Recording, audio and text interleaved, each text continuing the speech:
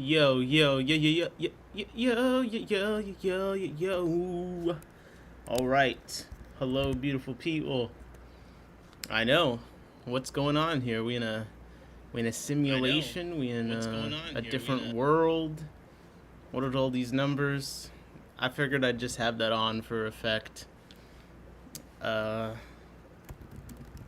just to keep things obvious where we're going with the stream today. But I will get rid of some of these menus real quick. Oh look, William Justice, he's here. Perfect. You see the title of the stream. You know what's going on here. I figured I'd just do a quick.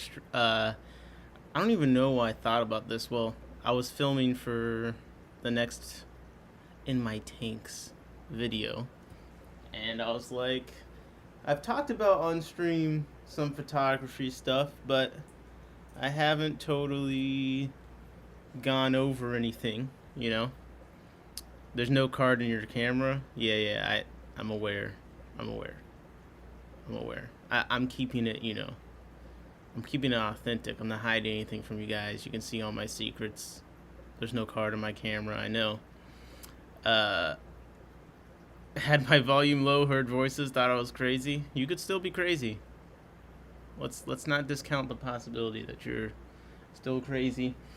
I'm using a different method than usual. I actually got a capture card. We'll talk about that later in the stream, but should be able to actually, and you'll be able to see my settings as I change stuff when usually you can't. Should be actually able to do 4K through here this time, since I'm not using my previous method, which really limited the quality of footage that I could have. And let me go to my autofocus settings real quick. That's what the AF is for. I just want to track subjects. I'm gonna let the autofocus. Basically, I'm telling it like, you can switch subjects, and then I'm gonna change the speed of it. This stream topic is perfect timing for Andre. Really? Interesting. All right, I got my autofocus speed. I'm turning that up because I'm probably going to be using a lot of autofocus to stream. I was going to hook up the nucleus, but I didn't get a chance to do that. All right. All your secrets are probably on the missing card. Yeah. Okay, so now hopefully the autofocus will work a bit faster. Yeah, see, now I had it before where it's more sticky. It'll try and pick a subject to stick on, but now it's going to search more often for something. But still. Okay. I thought he was catering to me specifically. I mean, if you asked me, I would have done it. Let me get it so the camera's in view of us. All right. So I'm just going to preface this with a disclaimer. I'm not claiming. What are we looking at? You're looking at some African blue-banded barbs at the moment. All right. I'm going to do a disclaimer just to start. I'm not saying I'm some expert, okay? But I do film fish every now and then. And I've learned things. I've learned some things about filming them and photographing them. And a lot of people have questions about camera stuff. So I figured, hey, I will do a stream about that real quick. And I can plug it in so you can actually see like all the settings live and stuff like that. So as I go over it. So I might keep things pretty basic. I'm not going to go super in depth. Like, I'm not going to go over like a polarizing filter or anything like that. Like, come on. Let's keep it a little bit simple, but at the same time I do want to like cover most things that you might encounter while you're trying to photograph or film fish. And one thing is definitely autofocus. So, I'm not going to go over that now, but you'll see as I change the autofocus modes how much different the results are. And that's something to talk about as far as photographing and videoing though. But we have to start at the very basic. Okay, we have to start at the very basic because let's be honest. Even if you have a camera, it's not like you necessarily know what all the numbers mean. I definitely don't know what everything on my camera means. So let's just get us on the same basic, page, essentially. All right, let's switch subjects over here. I think this will be good. This is a tank I'm working on saving from Utricularia, or however you say it. That freaking carnivorous plant is killing me. But this should be a bit more stable as far as autofocus. Okay, so photography, fish photography basics. We all here? We all ready for this? Bladderwort, that's what it is. Yep, that's what I was looking for. All right, so fish photography basics. I'm gonna be a floating head, so I'm not in the way of any settings. I'm gonna get a card so that freaking thing goes away. 1 second.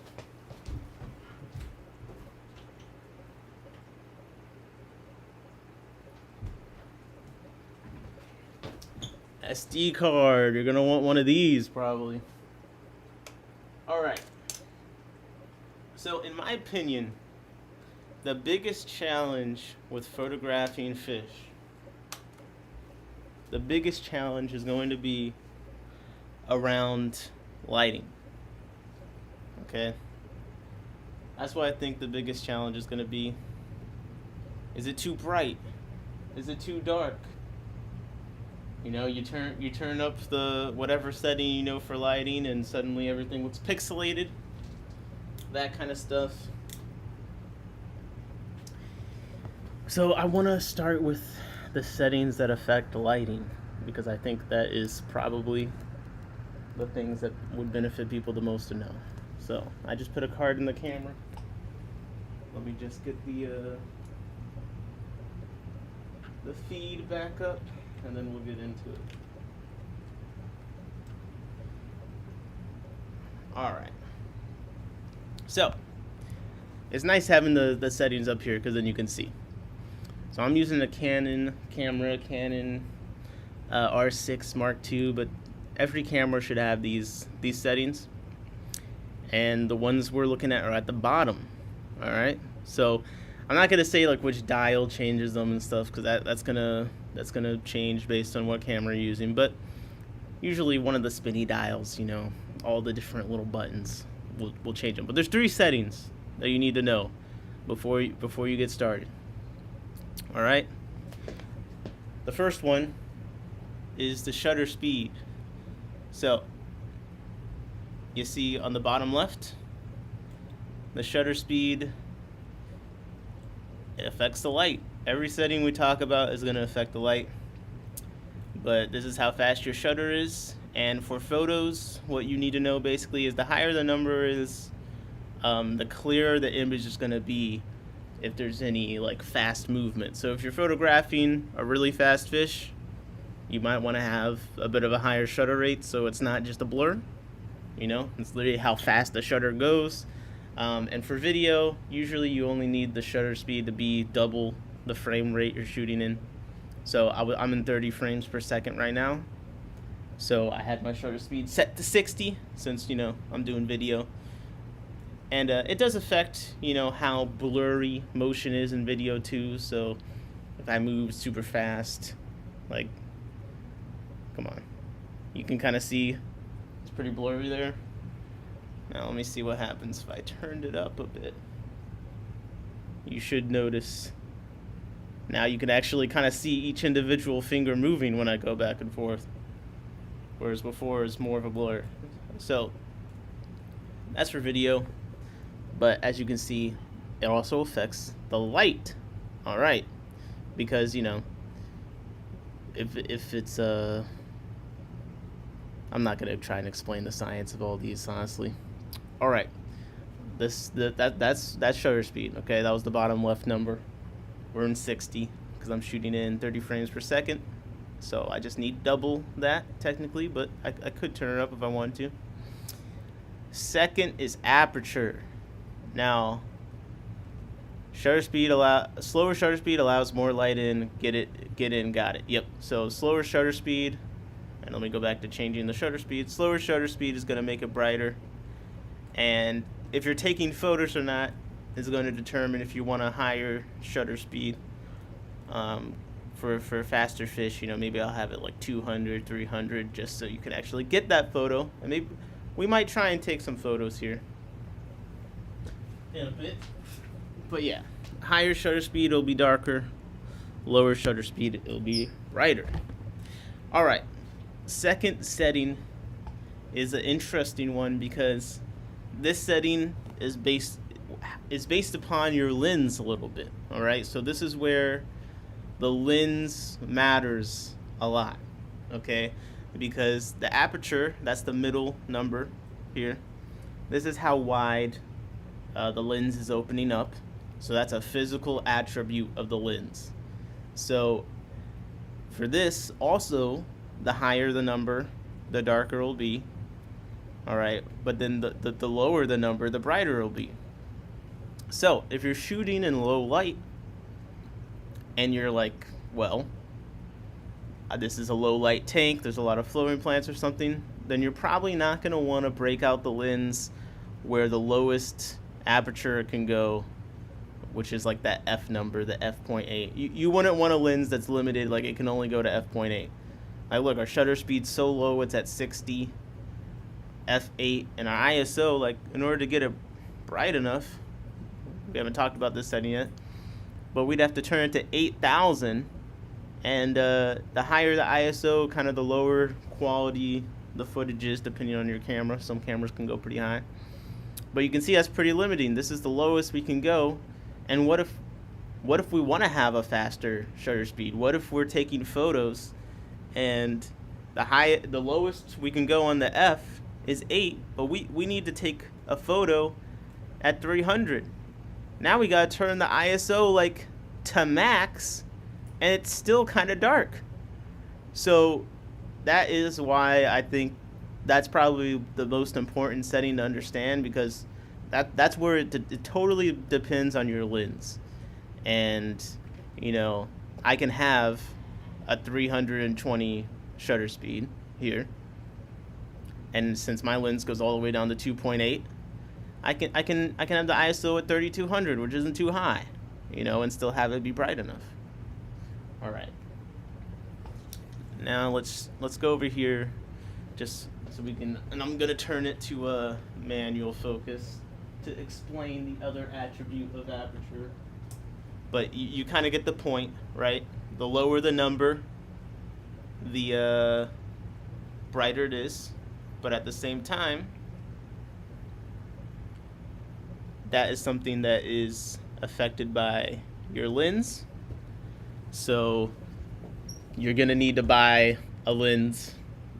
In my opinion, you should have a lens that goes all the way to at least 2.8 for fish photography, just for flexibility on the lighting front. That's just my opinion. I think f4 isn't too bad either, but yeah. The other thing about aperture is that the lower it is, the shallower your depth of field, which is going to be really important when you're doing macro stuff because of how close you are, which means it affects how much stuff can actually be in focus. So let me just change some settings real quick. So at f2 you can see really only like one thing can really be in focus at once, which is a good thing. It's a thing people like, because that's how you take that portrait photo of someone where it's just their face, but then everything in the background is like super blurry. And you can see, like, even if I didn't have a very nice background, it doesn't really matter, because I can find something and have just that one leaf be in focus, and then it doesn't really matter what's behind it because it's out of focus anyway. So that's kind of useful. But maybe it's a bigger fish that's taking up more of the frame or more aspects of it, and you want a bit more in focus. So let's see what happens when we turn it all the way up to 8. And you see how when you change one setting, you kind of have to adjust the other settings to deal with the lighting changes. And now you can see, wow, look at that f8. Look at the entire background. Like, you can actually make out leaves. You can see the stem and stuff. All right, so that's why it's important to know all three settings, because they all affect the light, but they also all affect different performances and physical looks of your image. So you really have to know what your goal is going into it, and you have to know all three settings because they all affect. Now we have the aperture's at f8, so now I've had to turn my ISO up to 5,000. It was at 800. It was at 800 before when we were at f2, but because I'm trying to keep it at 60 frames, and we wanted a bit more in focus, I turned it all the way to f8, and now I have to turn the ISO up to 5,000.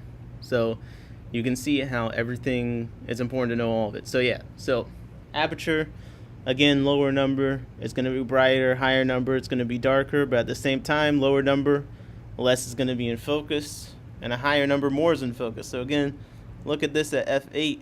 You can see all sorts of things besides what's in the kind of the focal point here, a little leaf. But if we turn it all the way down again to f2, now it's super bright. Now I got to turn my ISO back down to 800. And maybe it's still bright. Now I'm gonna turn up the shutter speed even to adjust. And you can see you can't really make out the background as much. Even the stuff side to side, you can really only see our main plane that's in focus here, which is this leaf seems to come across. All right, that seemed pretty simple enough. Any questions about that? No? This is all just for Andre anyway, so as long as Andre gets it, we're good. Okay. So let's see. Our last one is ISO. And I'll be honest, I don't know enough technically to explain how this works. But for our purposes, basically all we need to know is this is a camera-based thing. Which camera you have is going to determine kind of how high you can go before the image starts getting degraded, okay? And I might have, we're over stream, so I don't know if this is something you'll even be able to see too well anyway, since the quality is degraded just from the fact that I'm streaming. But if I zoom this in here a little bit, let's see if you guys can tell. So this is everything is higher number. Well, the last two things is lower number, darker, higher number. Sorry, lower number, brighter, higher number, darker. ISO, the higher it goes, the brighter it is. And the lower it goes, the darker it is, okay? But the thing is, let's make it my max my camera can go right now is 25,600 is my ISO right now. And then let's bring the F all the way up to 16. Okay, look how much is in focus there. It might be hard to tell over stream, but the higher ISO in general is going to degrade the quality of your image. Okay, it's going to give more that noisiness, that like staticky look. And this is a camera specific thing because some cameras can go super high, and that's why you'd want to get a camera that does well in low light, where you can crank the ISO a bit without having to worry about the quality being degraded too much. Let me bring the ISO back down and see if you can tell the difference. Again, it's gonna be hard over stream, but in theory, the lower it is, the less of that noise. Yeah, I think you can tell a little bit, a little less noisy. The shadows are always gonna be a little bit noisy, depending, but we're keeping this basic. All right. Let me zoom back out again.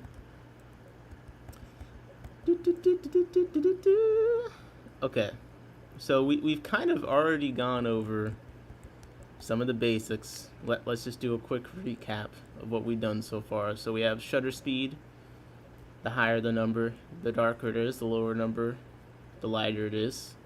and then that affects how fast the shutter's going. So you're going to get more motion blur in video and in photo. Like, again, right now we're at 60. So when I go and I move my hand across, you don't really see the individual fingers as I'm going super fast, and that's motion blur. So if we turn the shutter up, then there'll be less of that. All right. Then the aperture, that's something limited by the lens you have. I think you should probably do a lens that can be at least f.2, because the lower the number, the brighter it is. And I think a lot of aquarium setups, you're dealing with some darkness in certain spaces, so you want that flexibility. But then also the lower the number, the less in focus general things can be, less can be in focus at once. And then the ISO, the higher it is, the brighter it is, and then the lower it is, the darker it is. And then, all right. So you kind of should start getting an idea for how all these things can affect each other. Now let's look at some other challenges that come up when you're trying to take pictures of aquariums. And one of them, I would say, I don't have a polarizing filter, which is something that would help with glare that we could put on the lens, and I could talk about that, but I would say that probably isn't necessarily basic. But I would say the main thing is these were the reflections. I mean, you see that light on the back, and even when I put my hand, look at the top left, you can see my hand even in the background, in the glass. These are all things that are kind of annoying. That's because there's light behind me. But even if there wasn't a light behind me, the light from the tank could be reflecting off the wall and showing in. So I think this is the easiest thing, I think. One second.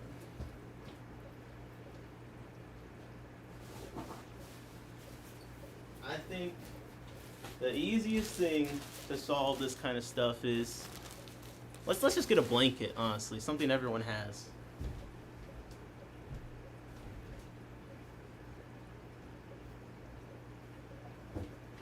So I got this blanket, okay? I got this blanket, and I just put the blanket behind the camera. And look at that. That cuts out a lot of the issues. So you see in this top left corner, and then in the middle, that like kind of white overexposure effect, and kind of in the top right to the left of my face, that's all reflections coming from behind me. So it's either light shining at the glass, or it could even just be light coming from the tank, bouncing off the wall, even bouncing off my skin, because you can see my hand in the tank even when it's not where the light is. And that's just light bouncing off the skin. Simplest thing. I mean, you could set up one from the a giant tint on the sides and stuff, but I find for my uses, a lot of the time, if I just hang a blanket behind the camera, that cuts out quite a good bit of it. All right. And I would say that's one of the more common non-camera setting related issues. So no blanket. Okay. Oh man. Let's try and what should I try and do? I'm trying to think of a practical what applications, some other things, other challenges. Let's go to the shrimp. Let's go to some shrimp. Okay. Let's see if we can troubleshoot here as if I was actually trying to film something. Or I guess we could do a photo. Do my photos work while I'm doing this? Let's go to photo mode. Yeah, okay. Because a lot of people, they just want to take photos. Me, I'm more of a video person, but let's take some shrimp photos or something and see if there's any challenges that we're facing here. Move my camera over. And you know me, I gotta adjust the legs of it real quick because I had it in a less of a wide stance. So I gotta lower this tripod a bit. Okay, a second. And we'll do the yellow neocaridina that I got here. And this is gonna be photos. Alright. And I'm using I should have said this. I'm using a 100mm macro lens. And the macro basically just means like I can get up close and still focus on stuff. Okay. And whoop. We'll see. The first issue is already off the bat. I'm in autofocus mode. And it's a little dark, so we're taking photos though, so let's just say, you know, 3200 ISO, okay. We'll do like a 125 shutter speed, just in case the shrimp starts swimming. I don't want it to be blurry. And already, you can see the issues with reflections. The camera's not even autofocusing because it's getting confused by the reflections. You can see my hand moving, like my whole freaking arm here, and we're really up close. So, if I were to put my blanket, and since it's up close, it kind of makes it easier to do this. If I were to get my blanket, tell the camera to focus, and yeah, you can see the blanket is solving a lot of problems. You don't need necessarily some giant photography setup. Oh my god, I need it to be black. Like, you literally just need to reduce the reflections. So like, just don't use a white blanket, okay? But like, do a blanket that's not super reflective. It's gonna improve things, okay? Look at that. It cuts out a lot. But I am pretty lazy, so like, I'm not gonna say that I do this all the time. So here we go. We're coming in on these shrimp right here, and I'm at f2, so you can see not much can really be in focus at once. All right, the glass is dirty. It's fine. And what's up, Jody P? And if we were to take a photo here, you know, it wouldn't be the worst photo ever. Let me clean the glass some though, because I feel like we can raise our standards at least a little bit. And I could probably get in a little bit closer, honestly. A little bit closer. Because like she's got the eggs there, you know, so it would be nice to get, yeah, look at that. So let's take a photo. Alright. And this is actually a pretty good example for shutter speed. So, because she's like fanning the eggs.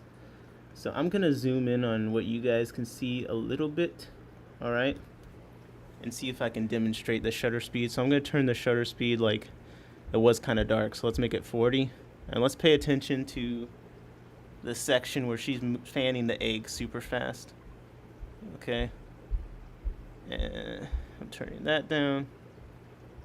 And let's see if I can get... Okay. So it's obviously small. It's a small creature, it's a small image, but maybe you can kind of see, oh, she turned to the side. And a lot of photography stuff is going to be like patience. But take a look at this. In these photos, you can see that like the eggs themselves, you can't really make out too much the individual eggs. Why? Well, our shutter speed is like fucking useless. We're at like 40. We're at 40 shutter speed, okay? So there's a lot of motion blur. Anything moving is gonna be blurry. So let's turn the shutter speed up, okay? Let's turn it up to 125, which is around where I try to go. And then we're just gonna crank the ISO, and let's see if there's any difference at all at this shutter speed for the eggs, okay? And there's one other thing I need to mention about this stuff. So I'm taking at 125, and then let's take one even at 400 and see if we notice a difference at all. Okay. So here's the image at 400.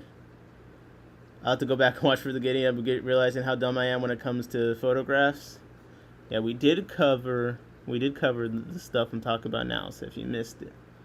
But okay, zooming in. This is a 400 shutter speed, and you can see, even though it's, keep in mind that the quality is degrading over the live stream, but you can actually see the outlines of each individual egg a little bit here, okay, even through the dirty glass. We definitely could not see that at 40. So let's go to this. This is at 125. So even just look at the difference, the definition of those eggs. Even at 125, the eggs in the center, you can't make out them at all. I mean, there's some lighting stuff going on here, but just that amount of motion blurs it enough where they just kind of look like one giant blob. But here at 400, you can see. So let's get extreme. Let's get extreme here. And again, I'm using. Here's another thing to keep in mind. All right, it looks bright on my webcam, but like, this is a dark tank. So right now, I'm only even able to take these photos because my f-stop is at 2.8. It's one long shop light that I don't even have hanging up. It's just setting on top. I took it down. It's just setting up top. The light isn't even pointing down right now. Okay, so let's just keep that in mind. In fact, let me raise the light up. Let's change the dynamic. And now you see that actually we're getting light shining into the camera from that. And that's why I had it. That's why I had it like this. Okay, but let me adjust the light so it's a little brighter. And then let's do an extreme. Let's go to like let's do 1000 shutter speed, okay? And then we're cranking the ISO up to 80,000. Oh my god. Because it's so dark. And then let's see if we can see a difference. Of course, the shrimp is like going further away now. So let's see if a shrimp wants to turn to the side for us that has eggs. That would be nice. That would be really nice. Let's keep searching. You can see that there's a lot of little shrimp everywhere. This colony is going well for me right now. Okay, I think I can get this one over here. I think I can get this one. I love when they turn green when you feed them, like a spirulina type thing. Okay, she's turning to the side. She's starting to fan. And there's another thing with photographing through the glass. This is where, I'll be honest, if you're planning to do a lot of photos, getting one of those expensive low iron glass tanks actually is super worth it, because when you look through the glass at an angle, if you're not looking straight on, there's this distortion. Like, even though the camera's focusing, everything still looks super blurry, and it's the distortion from the glass. So you really want to look straight on as much as possible when you're taking photos to avoid that. But it is not as bad in the low iron glass tanks, I will say that. So if you're taking a lot of photos and you're not trying to buy like 50 of them, it could actually be worth it. All right, here we go. We got one with some eggs coming in closer. Let's see if we can see. It's just not really close enough. I might have to go handheld. But I'll zoom in these. I might be able to zoom in.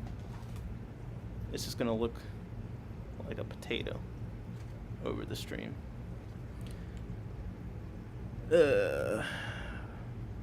So you can kind of see the issue with the ISO in this, where the ISO is so high, we're kind of losing details like the definition of the eggs.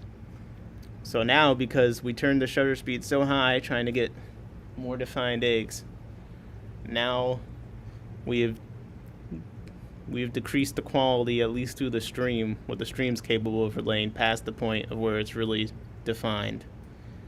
So this is like live. This is live troubleshooting. Like, okay, we're trying to get the super defined shrimp eggs, but then when I turn the shutter speed up, and then had to turn the ISO up, now the details are lost just from the quality reduction so much, to where it didn't work. So let's see at 640. I mean, I don't think we really needed that much more than 400, but this shrimp's coming up. And Black Planted said, you're right, the low iron glass makes a huge difference, especially at angles. I set up a water box recently and the clarity, yeah. Even just, for instance, it looks like is it eating a dead isopod? Okay. So even just viewing, if you're gonna have a tank that's like high up or low down, you should make that your fancy low iron glass tank, because it is kind of annoying even just looking at tanks with your bare eyes, and it does that thing in real time to your eyes. Like if you look at a tank from an angle, it's all distorted. It does that same thing to the camera. All right. So now we've gotten our photos. I think this one was at 1,000. I did get one at 1,000, and you can see pretty much all the eggs that the quality can relay with this streaming setup. Pretty much all the eggs, even though they're super small and moving super fast, they all have defined edges. Okay, and it's super defined. And look at this. This is a great example. I think this was actually at 600. So I don't think you need 1,000 necessarily. That was just like an extreme example. But you can see we got good definition on the eggs for the most part. We're losing some of the center. We're losing a little bit of the center eggs, but definitely improved where we can actually see them a bit better. And I think this was at 600 something, and again, quality's degrading. Another thing with high ISO, you see this noise here in the unfocused stuff. The noise is going to show up in the shadows. It's going to show up where stuff's unfocused. You can see colors blurring together. Like that's some of the stuff. Now, software is really good. Lightroom and that kind of stuff, you can do some AI denoising, and it's not a big deal, but just something to keep in mind. So, all right, this is one of our final photos, at least raw. Well, actually, we're shooting in JPEG, not RAW, but this is, again, basic photography, so I'm not gonna get into that. But look, this is us. I think we can actually pull up the settings right here on what the photo was. So this photo was 640 was the frame speed, shutter speed. We got 1200, 800 for the ISO, and f2.8 for the aperture. And here we have, I would say, it's a little bit noisy, but I'd say most people would say this is a pretty nice photo. The background's blurred out. Everything's on the subject. We can see the eggs well enough individually where it doesn't look like a yellow blob. You get that detail, and you can see the shrimp, and the movement isn't blurred. We can do some AI denoising, and I think you have to shoot in RAW for Lightroom's AI denoising, but that's besides the point. I guess I could go over RAW shooting if you guys are interested. Let me know. But looking at these settings to achieve this, and again, I think the shutter speed is way higher than it needed to be, but extreme example, we needed to have a camera that could reasonably go up to this high of an ISO without it being too noisy, and then we needed a lens that could go low enough in aperture where it could still be kind of bright, even though we have the shutter speed all the way up at 640. Now with these settings, let's match those settings again, because I just want to emphasize the how each setting affects each other, and why you have to have it that way is because let's follow the video rules and say we're shooting in 30 frames a second. Let's make the shutter speed double our frame rate, so that would be 60. Look at how bright it's going to be, okay? All the way to 60, keeping our other two settings the same. So this is how much light that we had to produce elsewhere to make up for the fact that everything darkened so much from the shutter speed. So now we'll go all the way back from 60 to 640 shutter speed. And there we are. So shutter speed makes a big difference light-wise. Now, I just out of curiosity, let's see how the sharpness is at 320. She wasn't moving the eggs that much then, so man, there's a lot of freaking baby. I'm about to have so many of these. I gotta stop feeding them green stuff. Okay, let's try and take a picture of a fish of something that moves a bit more. Okay, let's do a faster moving fish. Let me think. Let me adjust my tripod legs while I think. But any questions so far? We could hit a lower iron tank at some point during the stream just to show that it does make a big difference. And even some of the newer like rimless, like affordable rimless tanks, I haven't looked into like the stats, but I think even the like more affordable rimless tanks, which are basically like the old, everything's half off on the normal tanks. So basically the Petco whatever brands of rimless stuff is like the price that the frame tanks used to be, basically. It kind of seems. But what was I saying? Yeah, I think even if those have lower enough iron that it could be worth it. If you're planning on taking a bunch of photos, could be worth it. Okay. What fish do we want to take a photo of that is going to be a little bit more fast? I have some options. I'm just thinking like what one I want to do.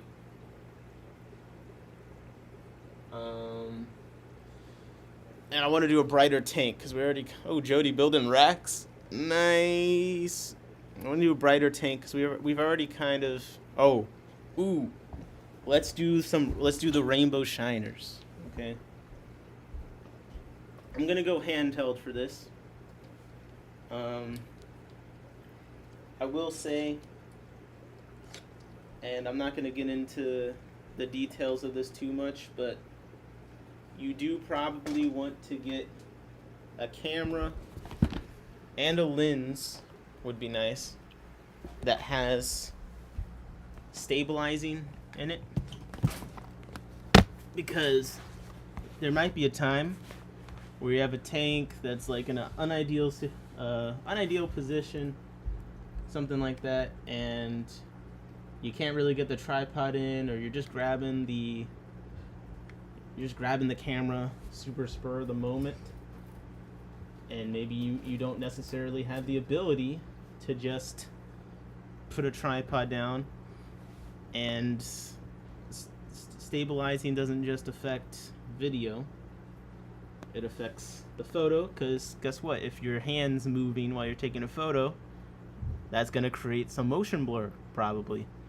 And that's going to, instead of it just being the subject that's blurry because the subject's moving fast, your entire camera's moving fast, your whole photo's going to look terrible.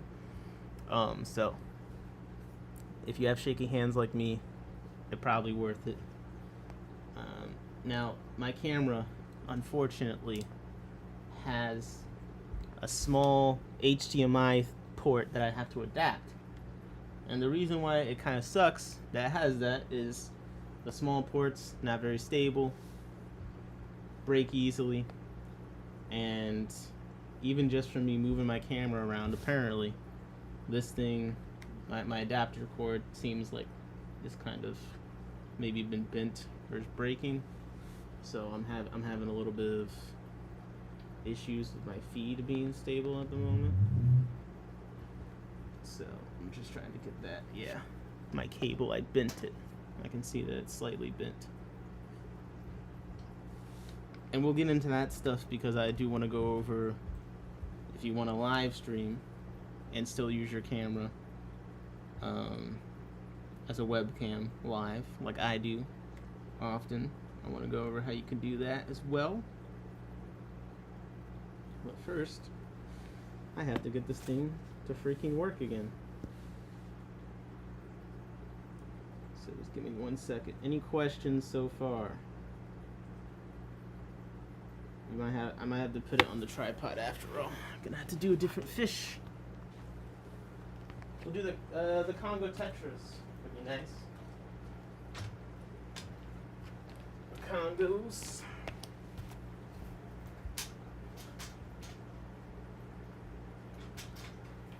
Set up the camera on that, and then we'll get to work.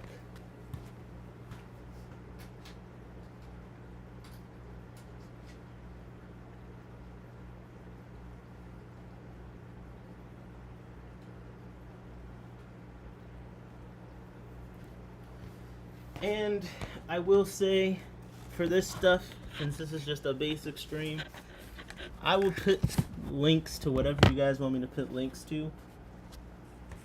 Some of the stuff I talk about, but I'm not going to go over like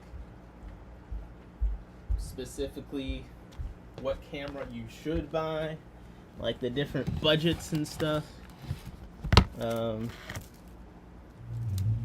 Not this stream, but we can do that at a different time if you guys want.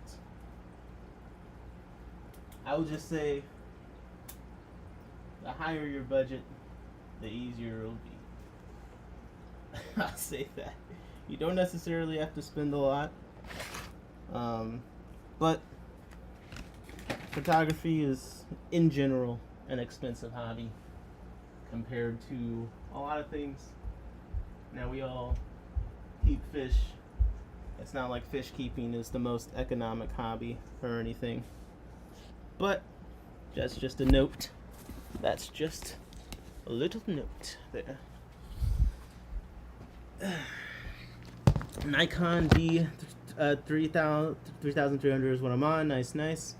Yeah, I would say like the only thing you might like have to spend money on is a lens. So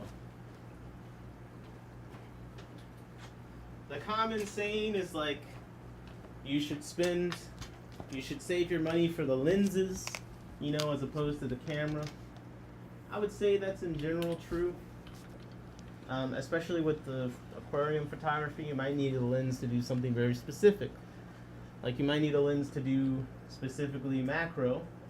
Not every lens can do that, shoot super up close. So even if you already have a camera, at minimum, you might have to buy a lens to do what you're trying to do. Or, as we've talked about, maybe you want to do something in, there we go, a low light setting, and then now you're limited from your lens. You had to buy it. So I'd say a lot of people have cameras. Maybe they might not have a lens that does what they need it to. I would say that's probably where you could expect to spend money. Or if I could talk about it today, which I can't, a polarizing filter. I actually don't have one, even though I really should. All right, so let's try and take photos of a fish that's moving a bit more, because I do think while there's a lot of troubleshooting with the other two, I think as far as taking photos, I think shutter speed is probably one of the things that would need the most demonstration. If I turn the shutter speed super low, what's up, Uncle Smiley? These fish, they're not really moving too fast. That's the problem. I need something that moves fast. Honestly, I do feel like I kind of demonstrated the shutter speed already. So, let me just set this scene real quick. Let me just set the scene, and then let's talk about using the camera as a webcam. And then if you guys have any specific questions, then I'll go over that. But I don't want to just be like ranting and like lecturing for no reason. I feel like you guys aren't in need of that. Okay, I want more in focus for this. This is video. With video, you have a bit more flexibility on stuff, because with video you don't really have to worry about the shutter speed most of the time. So you're just playing with aperture and ISO for the most part. Alright, so I'm gonna let that sit there. I'm gonna turn off these setting menu. Jody P said, feel free to go over it all over again. No, if you have a specific scenario you have, and we might actually you might get to see the Procatopus lay eggs live, since I have them out there. Alright, so the last thing in the title is using your camera as a live webcam. Now, I am currently using OBS. Okay, that is a streaming software. You don't need to use it, but I'm just saying I'm using OBS, just so you know. Okay, and I'm going to share what I'm seeing on my end right now for this through OBS. Okay, now, so this is what I see on my end. This is how I control my streams. Some kind of software like this. I'm not gonna go over all the features and stuff, but you can see there's some different elements going on here. You know, I can move around my scene. I can have multiple video things. So this is just important for the fact that, hey, I have more than one. And I'll turn off studio mode. So I had it in studio mode, which basically means if I make a change to my scene, which is what we're seeing here, if I make a change, then it happens live if studio mode isn't on. But if studio mode is on, then I can make a change, I can experiment, set up a scene ahead of time, and then when I'm ready, I can hit transition and the change will take place. But I'll go into studio mode. Input After said OBS is the GOAT, indeed. But for me, I do a lot of crazy things. I do screen shares, you can see that here. I got the video capture here, I got the chat feed down here, so it's nice to have a streaming software for a lot of reasons. It just gives me flexibility to do whatever I want in a stream. If I want to look at a website, I can pull that up. If I want to share what I'm doing, I can do that. If I want to add a billion different audio sources, you know, I can do that. You know, I have my computer's output here, so anything that plays on my computer, you guys hear. I demand a fit check. Bruh, I am not a, this is not a ASMR Patreon. Okay, I'm not, this isn't a, what is it, BB ASMR, she always does the fit checks. My dream collab. All jokes aside. So, I bring this up because a lot of the time, I think people would think it's cool if they can see themselves on the screen for people watching, and then also if they can also have the camera up, point at things. So this is like I do the macro stuff. If I was not lazy, I could have it set up so we could see the eggs, we could stream an egg hatching or something, but use the high quality camera. If I wanted, I could even have this up, I could have the camera up, and I could hook up the GoPro and have that in here. We could do a multi-camera stream, just all sorts of craziness, put the, you know, connect to the GoPro wirelessly and put it under the water and do that live. You know, using a streaming software, it makes it easy to do all these different things kind of on the go. All right. So the main thing that you need to use the camera as a webcam is, and I think it just makes it easier, is a capture card. A capture card basically takes the HDMI output from your camera, puts it to USB, so you can plug it into your computer, and then you can see when you open up the source, the video source, it'll pop up just like anything else. And I think actually it wasn't sharing when it popped up, but this just basically makes it so your fancy camera shows up as a webcam just like anything else does. Now, some camera companies like Canon, they have software that does this, and you can just do like a USB-C or whatever. This is gonna vary on your camera, but for most like prosumer level cameras, they'll have some kind of HDMI, and a capture card is really nice, and it's nice for all sorts of streaming applications. Now, I have a really cheap capture card here, and I did that just because I wanted to do a stream with, well, I needed to buy one because I broke my other cheap one. But I just want to also show it's not like a big investment. It's just something where you can plug HDMI into, and then it goes to your computer. Because if your computer has an HDMI port, that's an output. So you can output your computer screen to another screen, or to a capture card like this, but it's not an input. So you need something that turns the output of an HDMI port, like our camera, turns that output into an input, and then that input goes through USB into your computer, and then your computer can see it like any other webcam or something. You can select it in your video sources, and that's basically what that does. It's that simple. Now, you might have, like Canon has EOS utility, and that also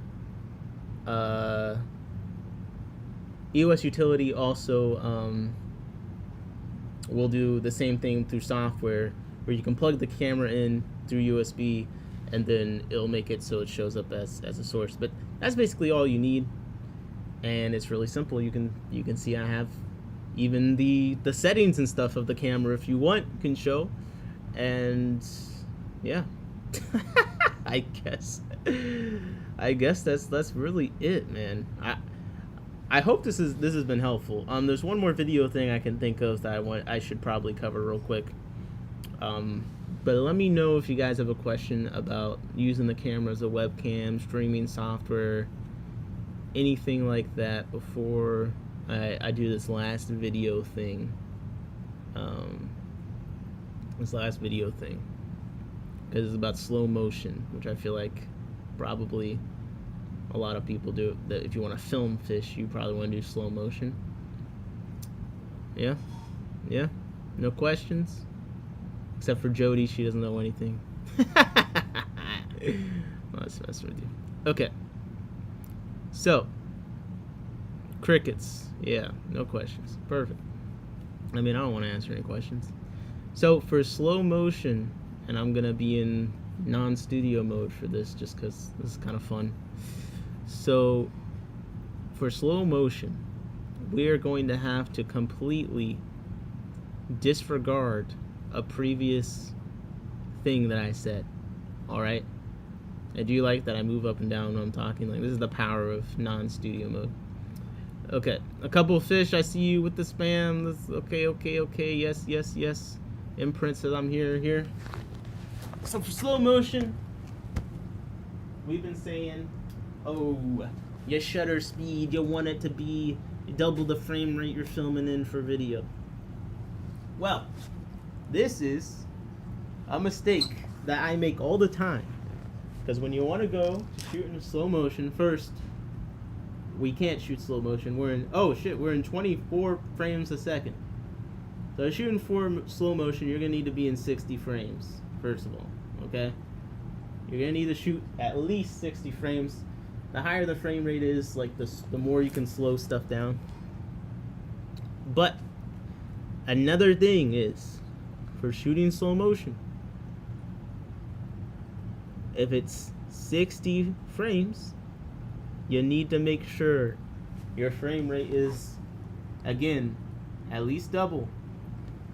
But then also, I think that the more it goes up after that affects how the slow motion looks. So basically just, you want to make sure that your frame rate is set properly for slow motion. You don't want to record it. If you record it at 60 frames and you're not at least double the frame rate, it's going to look horrendous. You're going to have one of those like cheesy slow-mo effects where it's all choppy and stuff. Okay, here's one more crucial thing that I forgot to mention. Okay, and it's actually great. Let me know. Are you noticing something kind of horrible about the picture quality right now? Is there anything kind of horrendous happening? This is another limiter. So, I happen to have on this tank a light that, it's bright, but it's kind of shit. It's a little bit shit, a little bit old. And you see that banding effect, that flickering? Yes, some of you may already be aware of this. At higher frame rates, there may be some lights that create this flickering effect. And if you think it looks bad in video, just wait until you take a photo and there's giant black bars across your entire photo. Okay, trust me. I've done work for pay where I have forgotten about the shutter speed. And that's also because, so you'll see here, it's not as bad, right? I think we'd have to go even higher than this for it to happen. But that's because we're in the video mode, we're shooting in 60 frames a second. So the frame rate is also another factor here, and if this effect is going to happen. And if it does happen in your photos, sometimes it's hard to tell in the camera's little viewfinder that's happening, and you won't notice until you take the photo and later you look at it and there's giant black bars across the entire thing, and it's horrendous. All right. So the higher the frame rate sometimes can increase the odds of this happening. What can you do? Well, you can figure out the frame rate that kind of matches the frequency of the lights to where that goes away. So here, and again, this is something that's tricky, because see, look, at 160 you don't see it that much, and then back down to 100 and it's terrible, and this is another thing where in the preview sometimes it looks fine, and then you pull it up later and you realize everything is unusable. You look like an idiot. People are laughing. I actually had someone on a video I've published be like, "Oh man, you really gotta watch that flicker," and I'm just like, "Shut up, man! Like, shut up. It's not a big deal. No one's gonna notice except for the camera people." Because I mean, realistically, it's not always that bad, but it can be extremely bad. So what you can do is, you could manually adjust the shutter speed to where it's not having that effect, or, which I'm trying to show with my camera, my freaking adapter's breaking again. I know I'm aware it's black. So you could adjust the shutter speed manually, but a lot of cameras have a anti-flicker mode. A lot of cameras have an anti-flicker mode, so you could turn that on, and what that'll do is it should just kind of like set the shutter speed to the exact one it's detected that doesn't have an issue with the light's frequency, the light's flicker. And flicker, I barely know her, Jesus Christ. So you could do that, and that's basically your options. So do a flicker detection. It might be a flicker mode. It might have a flicker detection. There's my camera, so I guess I'll just do it. So let's get it so where it's flickering. Okay. There we go. There it is. Looks terrible. We look like amateurs. Oh my God, what is he doing? Doesn't he know the image is being ruined right now? I know. So let's see what we can do about this. Let's see if it'd be hilarious if it doesn't work. And then I basically have shown you that there's no hope in the world, and we're all gonna die from flicker. Alright, let me know if you see it before I see it. I don't really use this too often, so we're doing some searching together. We have a HF, anti-flicker shooting. Is that okay? Anti-flicker shooting. Let's enable. Let's do auto detecting. All right, so it's gonna try and figure out if it can fix this. Look at that. It's analyzing. All right.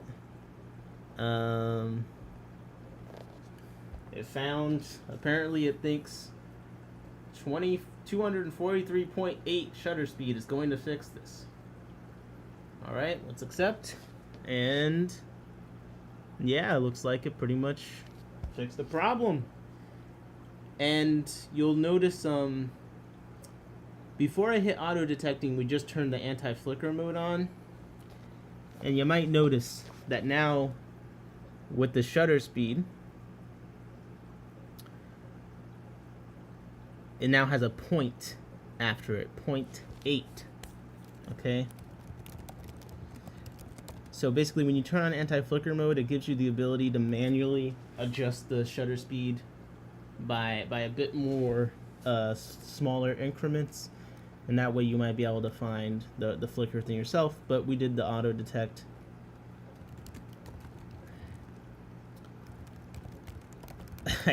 What the heck?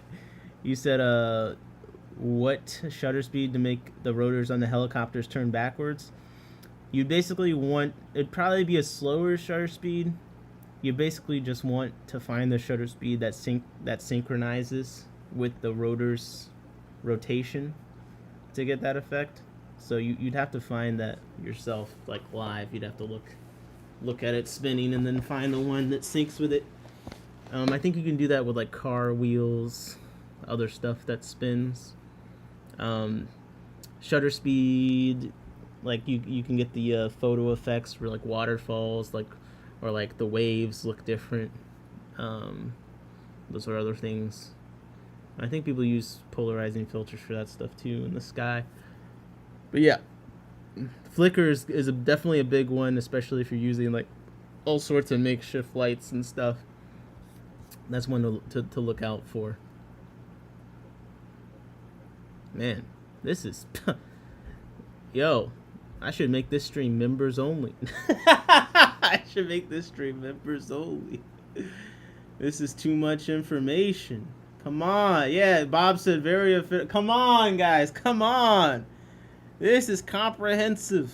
Let's go. I'm gonna hype myself up right now. I feel like we're covering the important stuff, honestly.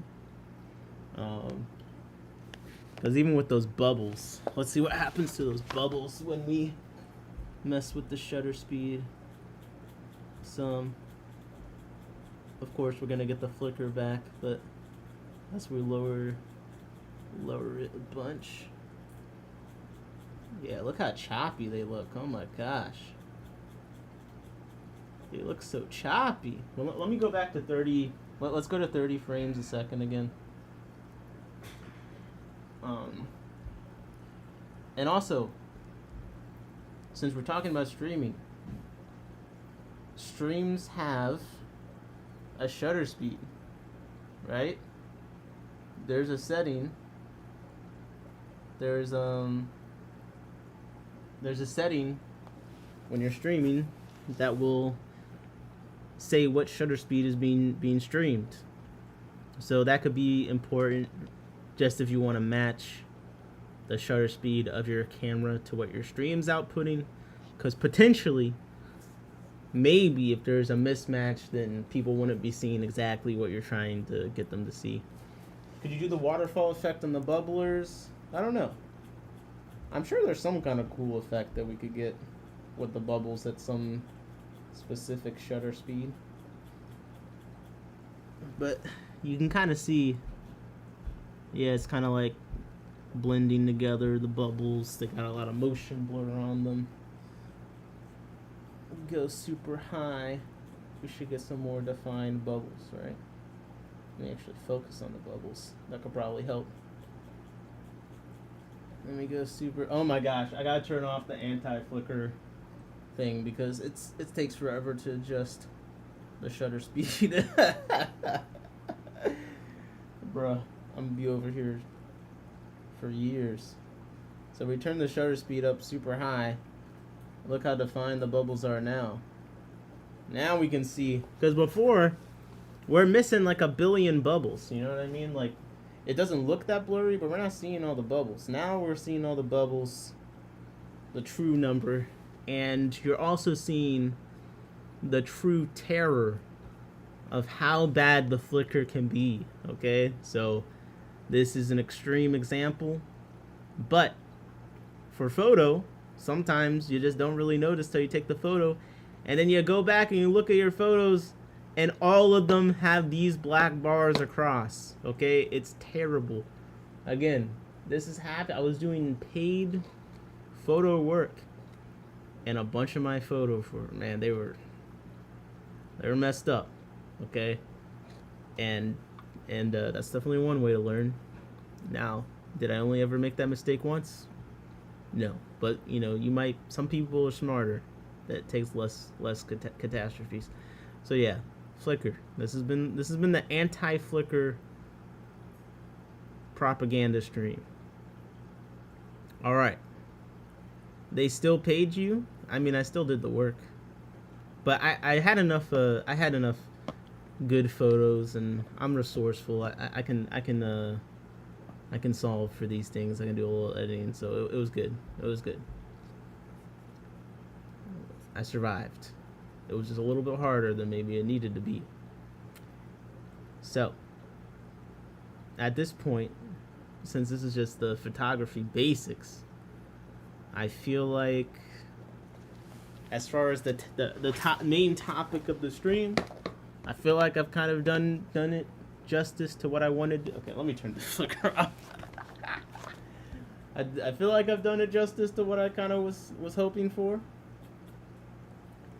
You guys haven't had any questions so far. I'll ask again if there's any questions. But I have a feeling that Imprint is just going to be laughing at me because no one's responding. So I'm afraid to even ask.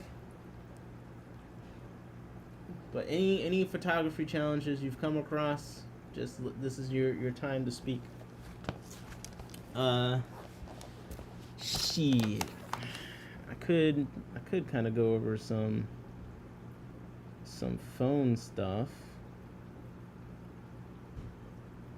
Could go over some phone stuff because a lot of people take. Oh yeah, Imprint said I take photos on my phone. Yeah, I'm trying to think of the best way. I should be able to screen share my phone. Actually, let me do that real quick.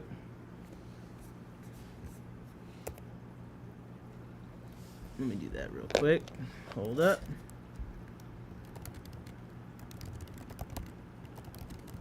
We'll do some phone photography stuff.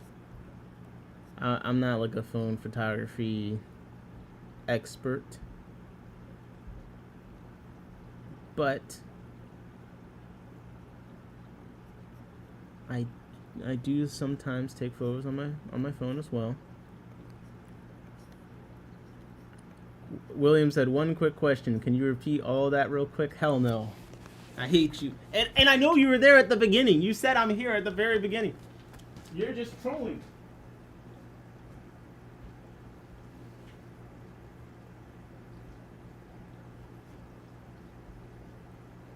You're just trolling. All right.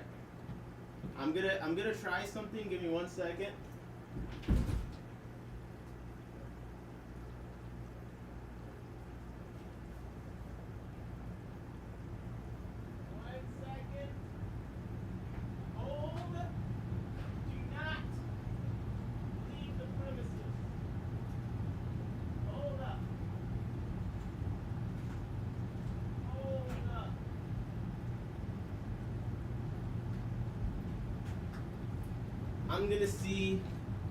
I'm gonna see if I can screen share my phone using the capture card.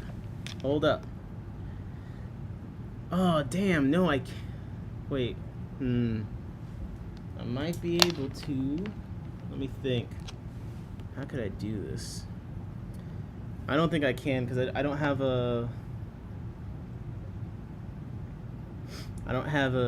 HDMI to camera thing. I think that's how I'd have to do it. Alright. Well, give me a second. let me review my options. Oops, that's not what I meant to do.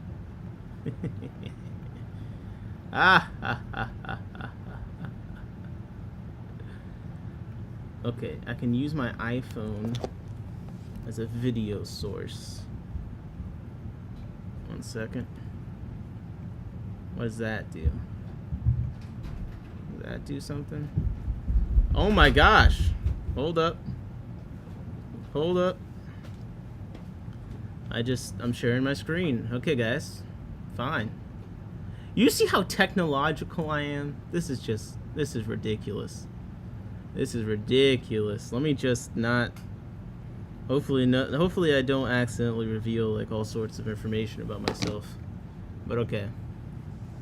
Okay. We got my phone. Photography stuff for the phone. I was about to warn you not to show anything sus. Yeah, I mean, my life is worthless anyway. What's the worst that could happen? Okay. So, bro, check your email. If I go to camera. Alright. Photography notes for the camera. Okay? On your phone. Oh my god, this is like... This could really get overcomplicated. So, everything I've set up to this point still applies. I'm on an iPhone, 15 or something?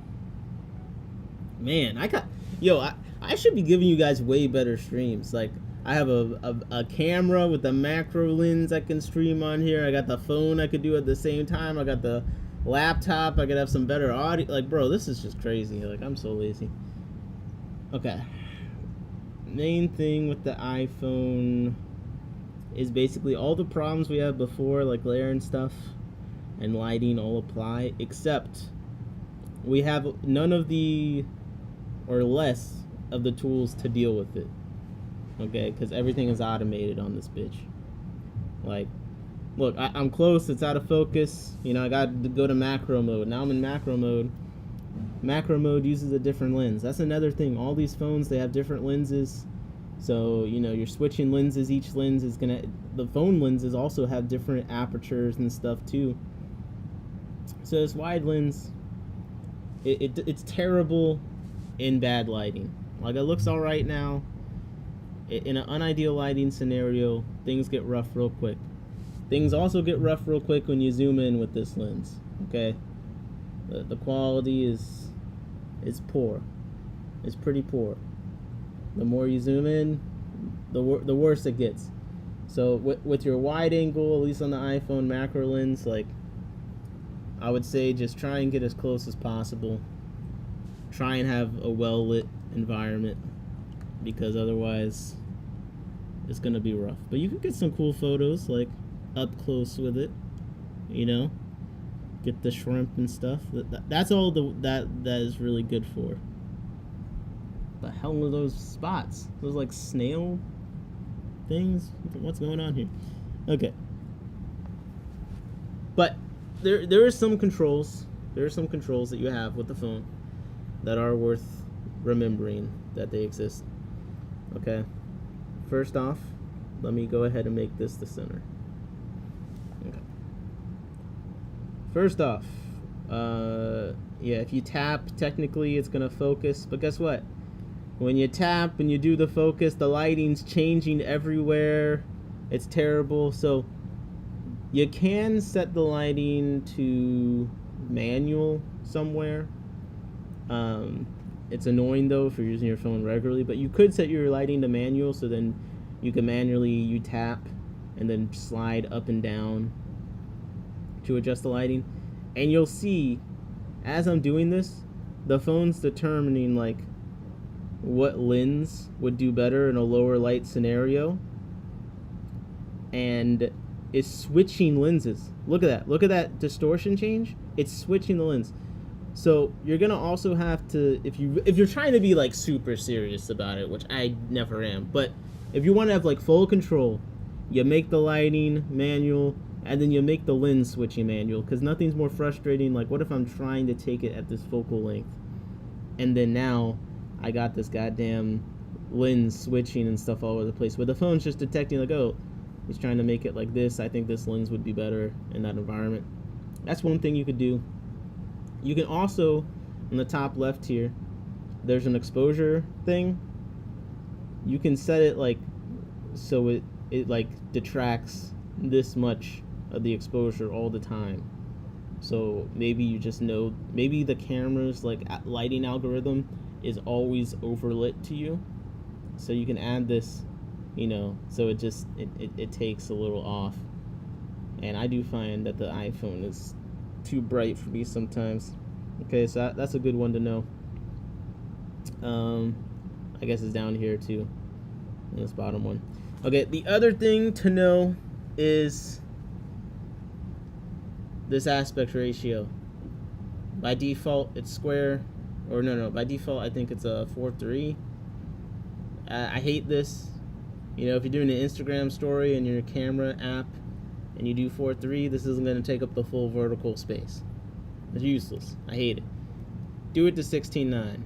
And in fact, while we're at it, I guess I should go. I turned it off so I don't accidentally expose something because I'm so clumsy. But let's look at these damn settings in here, because it gets to a whole nother thing. So you're gonna want to preserve settings, all these settings. So basically, it means when you set this, the phone isn't, when you go back into the camera mode, the settings will be the same, because by default, like, all this is off. And if you set the, you know, resolution or whatever to something, and you want it to be that every time you take a photo, so for instance, I want it to be on 16:9 every time I take a photo. By default, it's not going to be that, so I'm gonna have to set it to preserve settings. Okay. Let's see, what else? I mean, I think that's the main thing. I mean, you have formats, so if you want to save space, you know, you could change how much resolution, and, you know, you could shoot in ProRes for video, which I don't think anyone really needs to do. I would honestly, like, high efficiency is gonna save a lot of space if you put other things on your phone. It's a pain. It's such a pain. So that means that the camera by default is gonna take photos in a HEVC or HEIF format to save space. Not only is the quality worse, there's so many compatibility issues. Like, not everywhere you can upload that photo. Not all social media were like necessarily like that. Most compatible is gonna have you shooting in JPEG for photos, and that's what you want. For me, that's what I want. Then also make sure your megapixels is set to higher, so that's again going to increase the size of your photos. It has it there, you know 4.8 megabytes versus 3 megabytes for 12 megapixels. I'd make sure that's on. And then turn on your resolution controls. Just, you want everything to give you options. I don't even know I have spatial. I don't need spatial audio, but yeah, you can choose that if you want. But I would say the most important thing is to preserve settings. Mirror for camera. I don't know where you turn off the auto. Oh, prioritize faster shooting. Okay. So that you could turn that off so it doesn't automatically adapt stuff. We got lens collect. Oh, macro control. You're gonna want to turn that on so you can choose when you're in macro mode or not. Because if it's deciding automatically for you, it's annoying. It's so annoying. I think those are the main things. I think zooming on my iPhone is, yeah. So for the lenses, you're gonna get the best quality when you're not in macro mode. For me, when it's low light, honestly, it's usually higher quality to just zoom in with the non-macro mode lens and take the picture than it is to get up close, have the thing turn up the lighting artificially and then it's all noisy. So that's really the hardest thing for me, determining whether or not to use that 0.5, that macro. This is obviously on an iPhone, so I'm talking about what I had to deal with. What else? What other settings do we got here? So that's exposure. That's... what else? I just want to make sure. I feel like that setting stuff is really... I think everyone else, you guys probably get it beyond that. Like, I don't need to... Oh, if you want to know how to set a timer, you can set a timer for your photos. There's this little timer thing down here. What's this? Undertones. Yeah, I don't really... Oh, I would turn live photos off if they are on. I think they might be on by default. I don't know. If live, that's like when you hold down on the photo and it plays like sound. Like every photo you take has a little video. I would turn that off. And then yeah, you have your flash. Maybe turn it off auto if you're doing this would probably be good, so your phone's not randomly doing flash. Besides that, I mean, that's really all I have to say about phone stuff. I do take photos on my phone a lot, but I'm not usually being that hardcore with it. I'm trying to think if there's... Well, I guess let me look at the video settings then. Since we did the photo, is there anything with video that I want to do?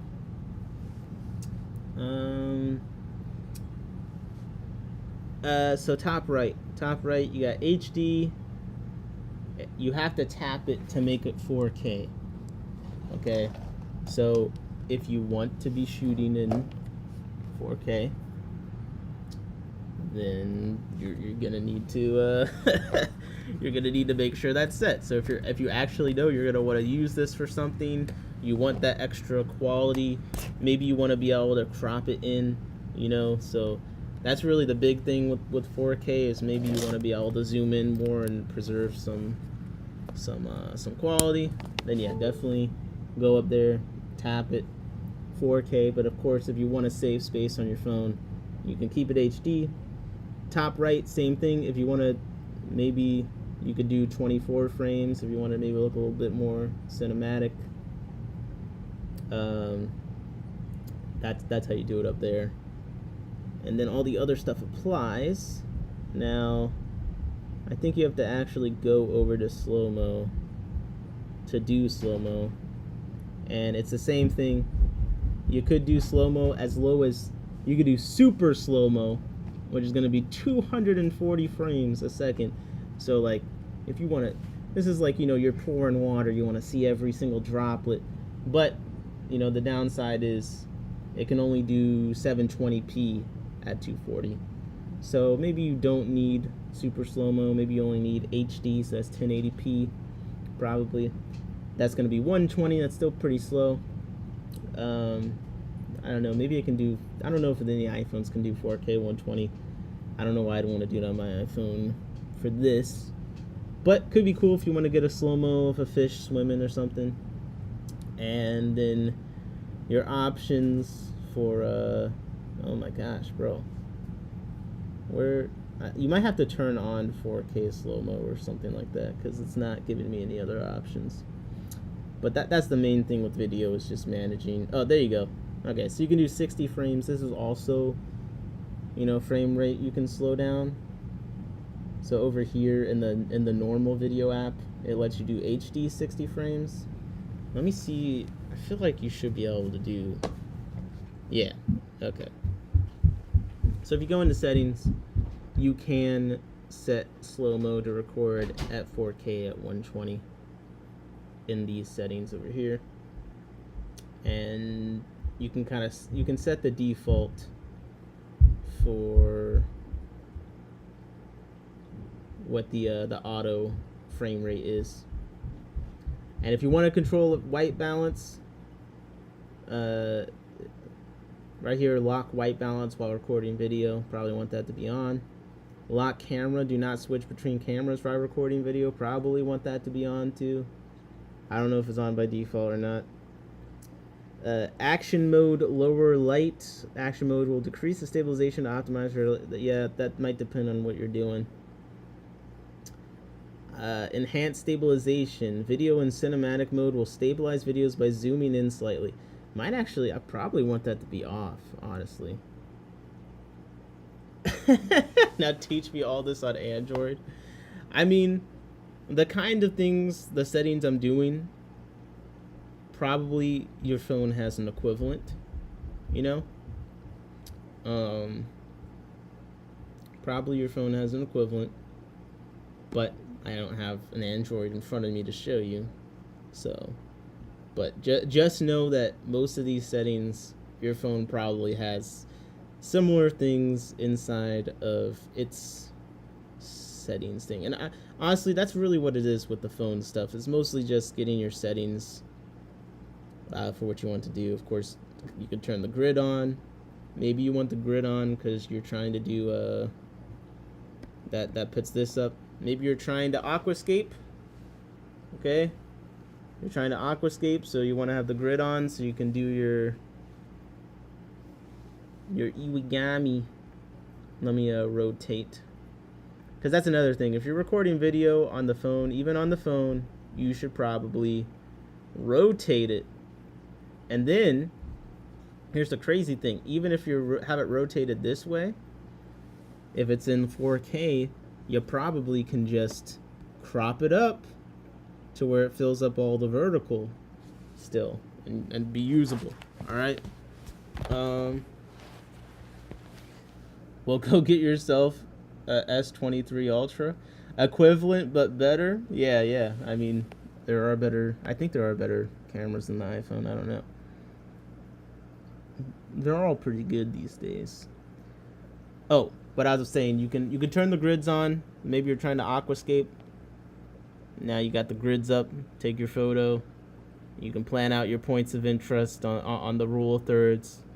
So the rule of thirds is what we were talked about with Thomasson, but that's like, oh, you want a point of interest on this line and on this line and all that good stuff, right?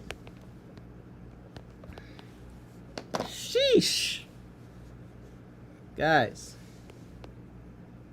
Hold up.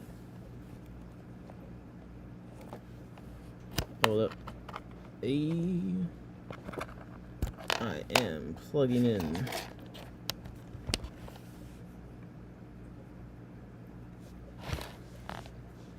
I use nothing but my phone for pics and video. Yeah. Phones are good, man. Phones are good. That grid for scaping is a good idea. See, I got good ideas sometimes. Come on, guys. Come on. I feel like you guys are like, you treat me like I don't know anything sometimes, you know? Okay. Here we are on the floor. That was a lot, man. That was a lot. Jesse, oof, I was just about to text you. What were you gonna text me? It's okay, the phone is off the screen now. We're safe. We're safe. Man, I am just like, phew, all this information out of my brain. I don't even know what to say now. Like, I'm speechless. Guys, I'm speechless. Let's see. We covered some phone photography. Nothing bad. I just don't want to bother you when you're live. Oh, don't, Joe. Just text me. Anyone, just text me while I'm live. It's fine. Now, some days I'm better at responding to people while I'm live than others. That's the only caveat I'll give. But you're not gonna bother me.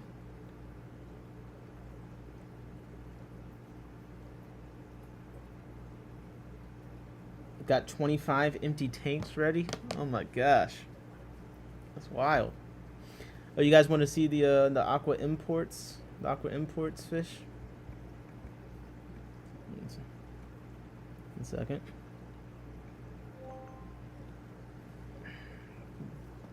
Little update since Jesse's here. Some days you might need to wait for bath time, but go ahead and text whatever. That's real. I'm not gonna lie, I took a bath the other day, and I definitely was waiting to respond to some people till I took that bath. I'm not gonna lie. Just telling the truth. My truth. Okay, I'm in the non-studio mode right now, so you guys get to see what I usually do off screen. Let's see those half beaks. That's what I'm saying. All right. So I did put some Prozzy Pro in here when I got back. I didn't want to do it while I was gone, although I probably should have. And you'll see that some of the half beaks are very black. Look at that. What the hell? So some of them are very black. I am not 100% sure if we're right about the sexing or not at this point. I don't really know what to think. Because to me, this super black one has pretty much the same body shape as this one. But this one is not super black. Yeah, William said, whoa. Yeah, that's what I'm saying. Like, this is like a pretty extreme. This is really black. I've not seen a black half beak before. Got Rainbow Shiner Fry from Brant & Shiners. Yo, that's awesome. I'm hoping mine, do they eat their fry a lot? I'm hoping mine start laying eggs. I got one that has some color. And is that, I can't tell if that half beak has something on it or if it's part of the, because some of them have had some striping going on. So you'll see that two of them look like basically black. And this one doesn't look black, but it has a similar body shape to me as the ones that are black. This one does have that striping. It's not coming through on the camera 100%, but there's like a little bit of striping on this side. There you can see it. It's showing up on one side of its body more than the other. And then you'll see this one usually is swimming higher than the other ones and has like a pearly body with the red on the fins and a little bit of red on the beak. I have mine in a bucket inside the tank with the bottom cut out and mesh siliconed on. Oh, so like they like laid it. Okay, I see. You got like a catcher. That's pretty cool. So yeah, I'm not sure what to think of the sexing for the half beaks based off of the color. Seems like a mixed bag because the body shape of the black ones versus the non-black ones seem the same to me. And this one up top has the most different looking body shape and different looking coloring. I don't know what to think. I really don't. What's the fourth one look like? So we got black, that's one. We got this one, then that one up top, and then that's the fourth one there. And I can't tell, and it's blacker. I don't think it. I think it just has some striping going on because on camera it looks like there's a white spot, but with my eyes, I think it's just something going on there. Eggs fall through mesh into the tank. That's pretty cool. That's really cool. I'm gonna have to try that. I'm really gonna have to try that. That'll be something I film for sure. And then these guys, they've been looking pretty good. A few nipped fins. I mean, they're like that on day one, so I don't know if that's just from before being in the bag, all 10 of them. I can take fins a bit, because some of them, their fins look fine. Like this guy, if he turns, you'll see his fins look intact for the most part. It's these bigger ones that have the nip fins. The smaller ones, all their fins seem to look relatively untouched. So it's the half beaks that I'm really trying to figure out. These guys are easy to sex. The half beaks, I got no clue what the hell's going on. None at all.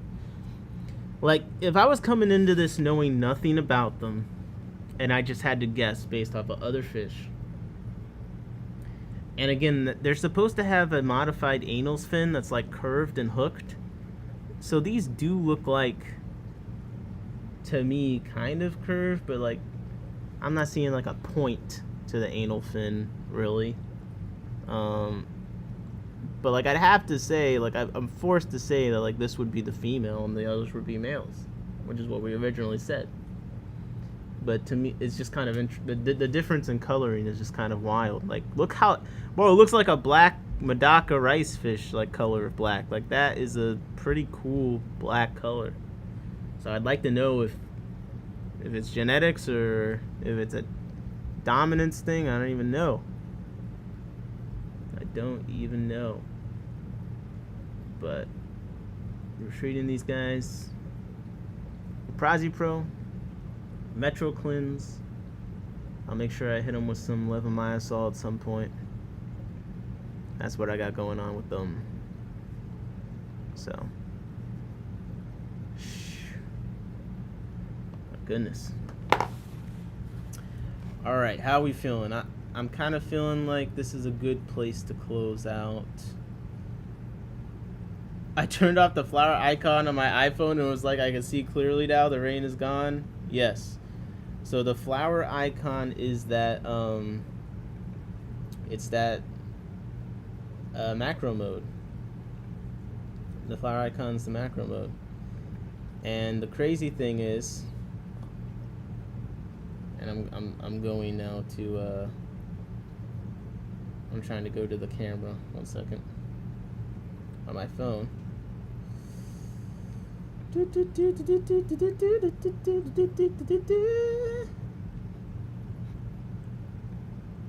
Okay.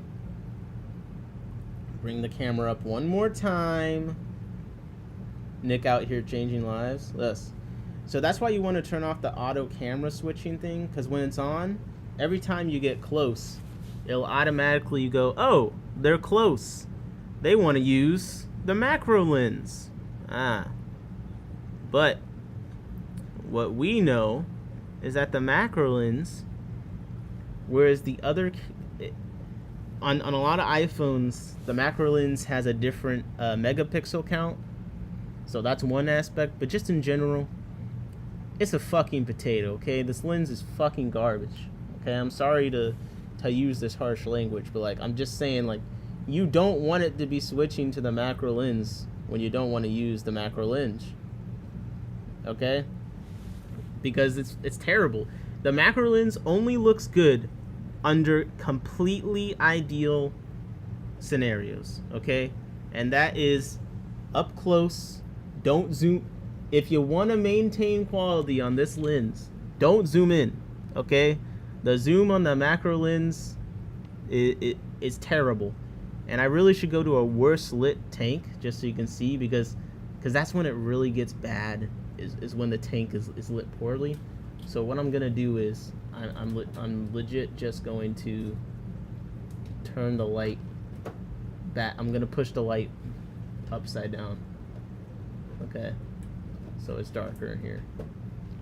So the light's now upside down, and I'm gonna zoom in and just look at how terrible it is. Okay, this and look, it's all shaky because it's you know why it's shaky? I don't know this for a fact, but we did just go over shutter speed. I'm gonna imagine that there's a shutter speed on iPhones and other things, so it starts getting all choppy because it's trying to do all this stuff to still make it bright. If you want the best quality, use the wide lens. Don't zoom it in. Please have the yes, but I am shaky, but remember, it did say earlier that one of the things that it does is reduce stabilization or something. There's all sorts of stuff. I just unplugged the light by accident, by the way. That's what just happened. So now I gotta plug it back in so we can continue. But yeah, you definitely, if you want good quality photos, use the normal lens, not the macro lens.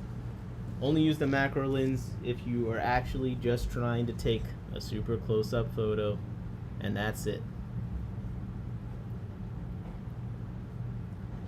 And sometimes I have found that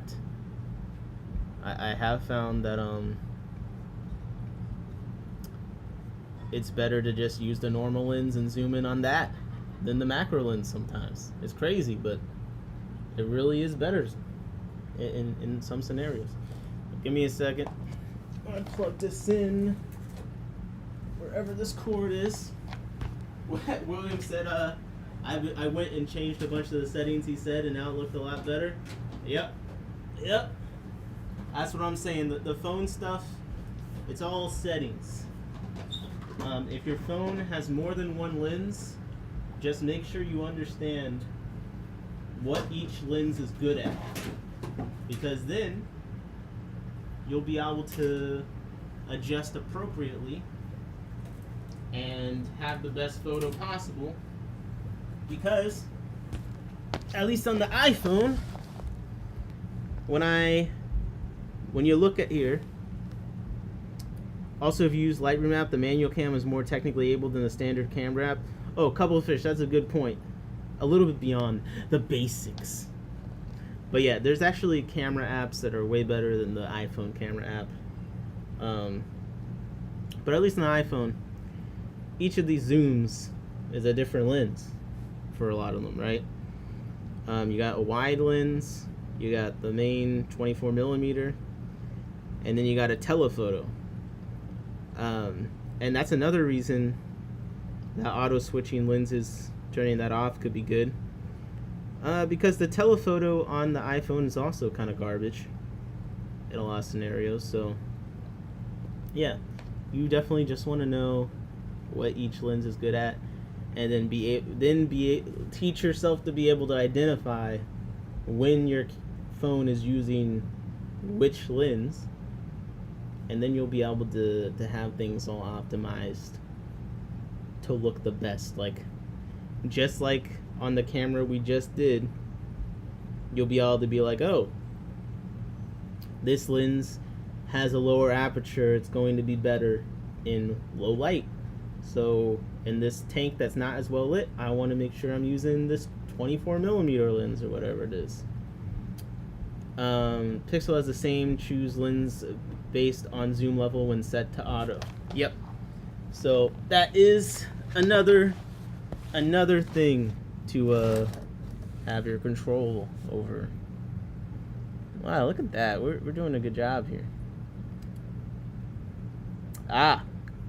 Couple fish said, and clean lens off, being in pockets is crusty and makes pics blurry. Good point. Good point. That's also true. That is also true.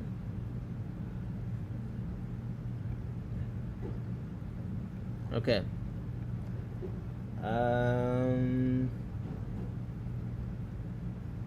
I feel like this is any other comments, couple fish, any other tips you got yourself? I feel like this could be a good place to close it. I don't know. We did the do here. We did the do. I would stream again tonight, but I don't think I really have anything prepared. Otherwise I would. But I did want to just kind of get this out there, get this off, because I get questions about this kind of stuff, and I just feel like photography specifically for fish, there's still room for videos about that. My hair's going. I gotta take my shower. Yeah. Stream some fish feeding. Stream tonight. Need something to. Bro, you guys are just thirsty for content, bro. This is crazy. Don't you want me to actually finish a video? Maybe I'll stream while I'm filming some stuff. I could actually stream me filming things. Actually. Maybe I'll stream after Foxy. I'll think about it. Need something to watch while sitting out. Yeah, I'll think. Okay. Guys, this has been good. If anyone has any other tips, please comment them. I'm going to use my excuse that it says basics. Alright, so anything I didn't mention is just because it's basics. Alright, that's why. That's the only reason why. It's not because I forgot and don't actually know anything, which is partially true. No, it's only because it's basics. That's my excuse for anything I missed. William said, let's watch the video live on stream. I've thought about editing the video on live stream for members only before. I thought that could be fun. I might do that. But yeah, I'll think about it. Solid CYA statement. Yep. Always gotta cover, man. Always gotta cover, babe. If I miss something, feel free to comment it. Feel free to comment it. And I'm going to just... I gotta end the stream because otherwise I'm going to keep talking. But it is possible I stream later tonight. If the interest is there and if I can think of something to even do on stream. Alright? So, I appreciate everyone hanging out. I'm just keeping it abrupt because I don't want to keep streaming for another 2 hours if I might potentially stream again later. So, this has been Fish Photography Basics, and this is In My Tanks!